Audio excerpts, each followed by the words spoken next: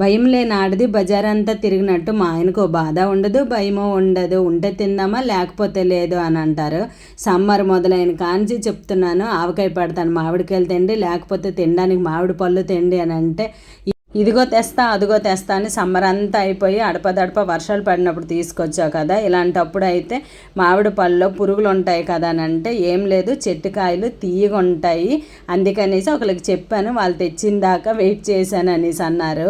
బయట మార్కెట్లో మామిడి పళ్ళు కొంటే అవి కెమికల్స్ వేసి పండిస్తారు కదా, అంత టేస్ట్ ఉండవు, హెల్త్కి కూడా మంచిది కాదు కదా అనేసి నేను ఇలా చెప్పాను అని అనేసి అన్నారు. సరేలే అనేసి ఇంకా మామిడికాయలు ముగ్గేయడానికి ఇక్కడ గడ్డి దొరకదు కదండి, అందుకనేసి అట్టపెట్టెలో పెట్టేశాను.